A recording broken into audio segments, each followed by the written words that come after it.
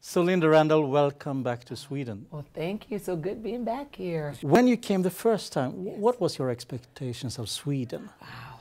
What did you have in mind? What did you know about the country? I really didn't know a lot, and so I didn't have any major expectations. I think I was more amazed that Sweden even knew anything about us.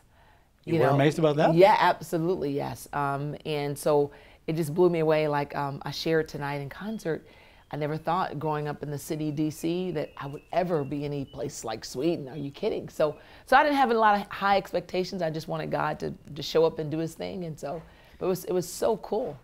Yeah. When you met the audience the first time, what was your feeling, I mean, the response for your music over here?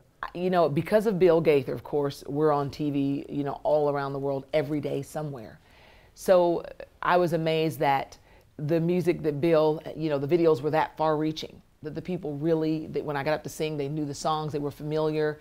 Other than hearing my spoken word, the songs were just, they knew these songs. I was like, wow, this is pretty cool. This spring, Gaither Vocal Band, Yes. They were here. Yes. David Phelps was Yes. here.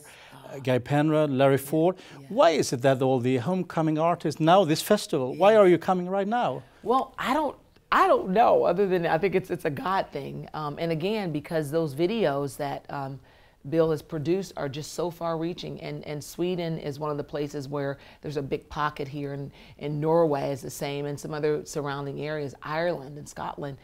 We just didn't know that the music was so endeared and so loved, and so we're able to come to your country and kind of hang out, so it's pretty cool.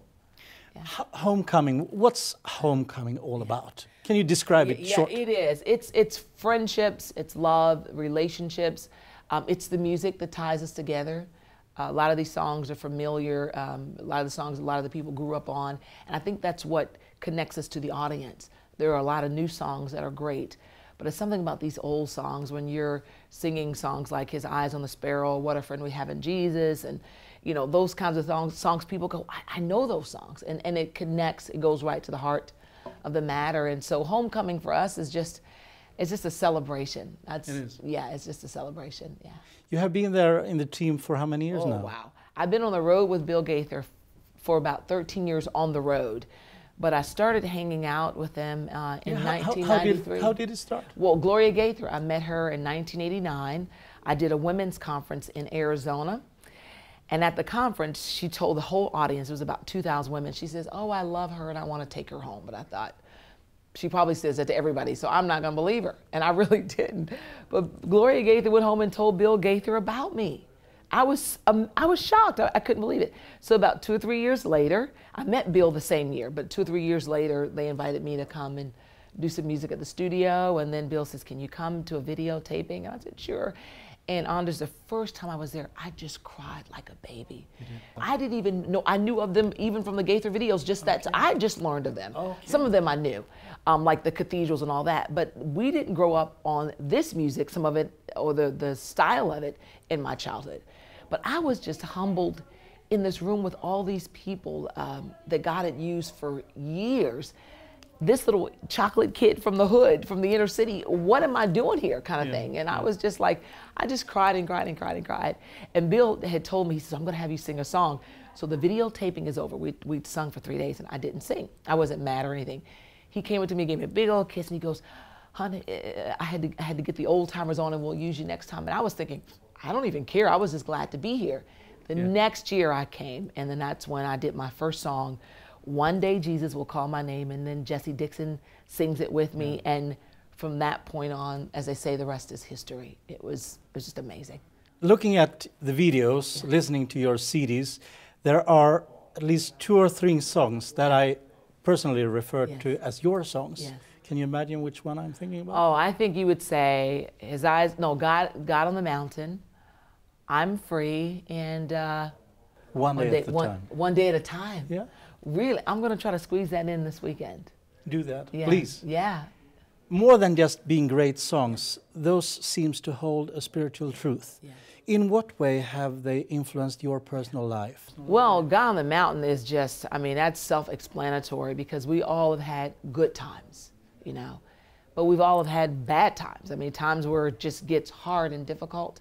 And the time Bill had given me that song, I had a lot of loss in my family. My dad died within a month of hearing his diagnosis, and my sister died of AIDS at 37. I lost a brother just in the pulpit at church, 54 years old, just died of a massive aneurysm. 2 uncles and a good friend within a 2-year period of time.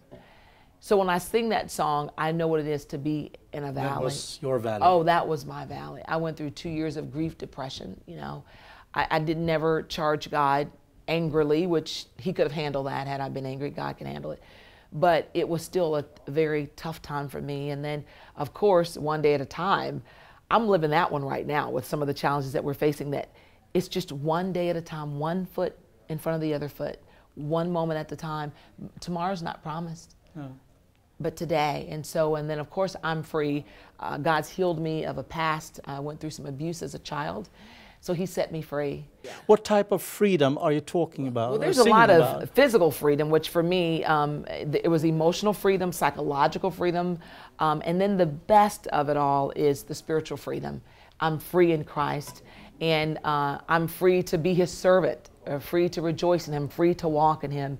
And that forgiveness that he gave me is free. I mean, it cost him, but it's free to me. And so I walk in that freedom because the enemy had such a hold on me. I was in bondage in a lot of ways. And so that's the ultimate freedom, is a relationship with Jesus Christ.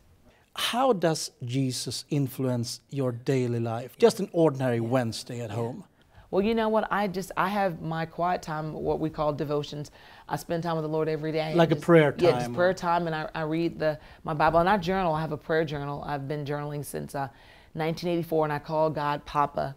And I just talk to him, and I tell him about the good stuff, and I tell him about the bad stuff. And he knows. So it's not like he doesn't know, but just putting it on paper for me, Anders, helps, because when I'm going through a tough time and I'm wondering if God will get me through again, all I have to do is look back at those pages and go, oh, on this day last year, I didn't think I was going to make it, and God worked it out. So those are my one day at a times. And then it's just, I call myself to attention throughout the day a lot, and I'll just say, God, I love you. God, I know your plans are good. Lord, I praise you. Lord, I thank you. And I just remind myself that he is there. So like a personal relationship, conversation with the Lord. Absolutely. And it's not just, I'm in my bedroom, let's pray, but all throughout the day, spending time with him. Living in prayer. Living in prayer, yes. So at last, do you have any specific memory from the homecoming concerts? One thing that you can really take forward as an extraordinary memory, something that happened? I have a lot, but one is when Bill Gaither was considering having me come on full time. I wasn't sure, and I called Mark Lowry to talk to him about it, and what's this mean if I go on the road? But then Vestal Goodman, I was sitting on her tour bus, and she prayed for me and anointed me. She gave me her handkerchief, like she was passing a baton. I will never forget that. And she prayed over me, and she blessed me, and she asked for God's wisdom and for God's guidance. And we have been a part of the tour ever since. And I have so many memories with Gloria, just sitting at her feet, learning about a commitment to Christ and learning about the love of Jesus. And of course, Bill Gaither. Every now and then I have to just hit myself and go, is that Bill Gaither? I'm usually not starstruck. I'm not that kind of person. But every now, I would say in 13 years, I've probably have thought maybe 4 or 5 times, God, this is so amazing. I never dreamed that you would do the things that you've done. And so the memories for me with all of the people that we've been with, like on this tour, Karen Peck, Collinsworth, Marshall Hall, the memories are far reaching. Yeah, and so I'm just humbled. I'm just so thankful. Yeah. What do you hope will happen during this weekend here now in Jönköping? Wow. I just hope that this weekend people will just feel the presence of the Lord. They will feel loved. Where they're broken, they will feel healed and whole. And so I'm here because God has ordained it. And I'm just like, God, I prayed tonight before I came. I go, I ain't got nothing to give. I'm tired.